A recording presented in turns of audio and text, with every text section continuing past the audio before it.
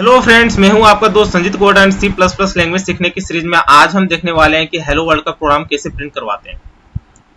तो ये code blocks हमने लास्ट टाइम इंस्टॉल किया था। यदि आपने ओपन नहीं किया है तो आप डेस्कटॉप में भी जाके कर सकते हो। जो आइकन बनी होगी इसमें आप डबल क्लिक करोगे तो वो ओपन हो जाएगा। तो यहाँ पे हम क्या कर लेते हैं, हेलो वर्ल्ड प्रोग्राम करने के लिए एक फाइल बना लेते हैं। तो उसके लिए फाइल पे गया, न्यू पे गया, एम्प्टी फाइल गया और यहाँ पे कंट्रोल S किया। और इसके लिए हम क्या करते हैं, एक अलग से फोल्डर ही बना लेते हैं। तो मैंने एक यहाँ पे राइट क्लिक करके न्यू फोल्डर किया, इसमें मैंने लिख दिया C++ प्रोग्राम। तो हम क्या करेंगे, जो भी प्रोग्राम बनाएंगे C++ का वो सारा यहीं पे स्टोर करवाएंगे।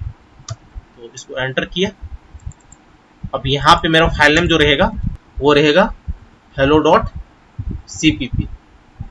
आपको बताया था कि एक्सटेंशन आपको cpp देना है, तो इसको सेव किया।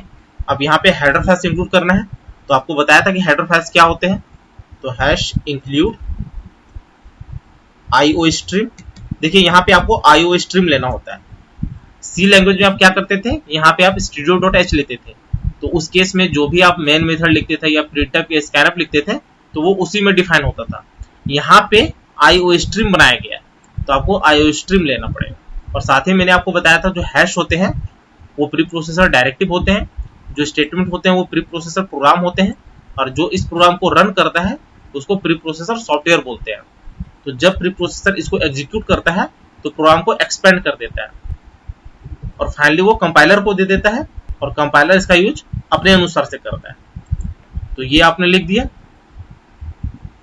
अब यहाँ पे आपको क्या करना है, यूजिंग नेम स्पेस स्टैंडर्ड। देखिए ये एक लाइन लिखना आपको जरूरी होता है।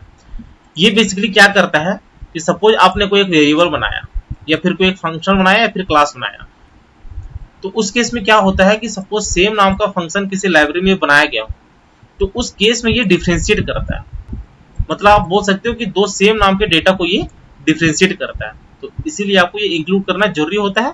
इसके अलावा आपको कुछ और ज्यादा इसमें टेंशन लेने की जरूरत नहीं है। उसके बाद आपको यहाँ पे इंट मेन लिखना है, ब्रैकेट देना है और यहाँ पे आपको लिखना है cout डबल एंगल ब्रैकेट, ये ओपन वाला देना है, ठीक है। और उसके बाद यहाँ पे आपको हेलो वर्ल्ड लिखना है।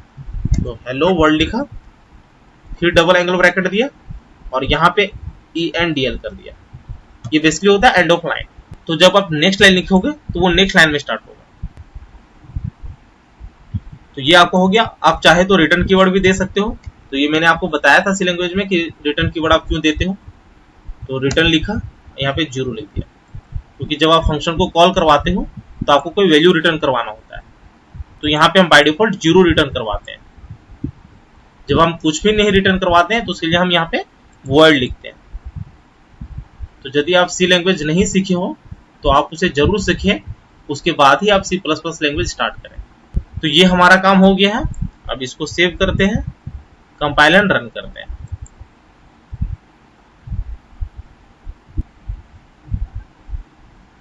तो देखिए ये हेलो वर्ल्ड प्रोग्राम का प्रिंट हो गया है।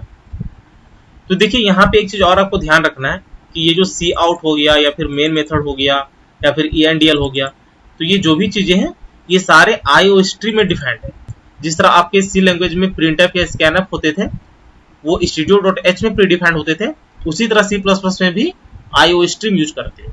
तो जब भी आपको कुछ प्रिंट करवाना होता है तो आपको cout लिखना होता है। आउट मतलब आप ये मान के चलो आउटपुट आपको लेना है, तो इसीलिए आपको यहाँ पे cout लेना होता है। तो उम्मीद है ये वीडियो आपको अच्छी लगी होगी।